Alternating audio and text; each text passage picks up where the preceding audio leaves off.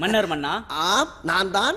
தங்களை காண புலவர் பாலபத்திர ஓனாண்டி வந்திருக்கிறார். പാലപത്ര ഓണാണ്ടി വന്ന് തൊളയെ ചൊല്ലും.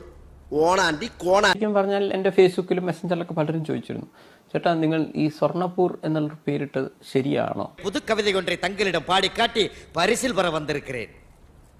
പരിസ് പാടും, പാടി തൊളയും.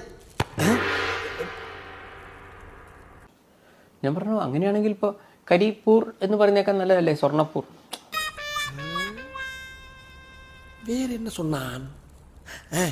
அமைச்சர் இந்த முறை மாட்டுவான். என் மூக்கை குறிபார்த்து அண்டங்காக்கா என்று சொன்னாயடா, அதற்கு என்ன அர்த்தம்? സ്വർണ്ണപ്പൂർ അല്ല, അങ്ങനെ ചിന്തിക്കുകയാണെങ്കിൽ അല്ല, അതിനേക്കാൾ നല്ല പേരല്ലേ? ഇനി അതല്ല, കോൺട്രാസ്റ്റ് മീനിങ് കൊടുത്തതാണോ? കരിപ്പൂർ വിമാനത്താവളം അവരുടെ പേര് മാറ്റുകയാണെങ്കിൽ എന്റെ സ്വർണ്ണപ്പൂർ എന്നുള്ള പേര് മാറ്റാൻ ഞാൻ റെഡിയാണ്. யாரங்கே அந்த மூக்குப்பிடி அள்ளி அவன் முகத்தில் போடுங்க. இது அநியாயம், அக்கிரமம். எனக்கு இது நியாயமடா. அடக்கட்டும், நன்றாக தூவுங்கள். അതൊരു ബന്ധല്ല. என்னடா முகத்தையும் உடம்பையும் முறப்பா வச்சிருக்க, கால கடகடன் ஆடுது. பில்டிங் ஸ்ட்ராங்கு, பேஸ் மட்டும் கொஞ்சம் வீக்.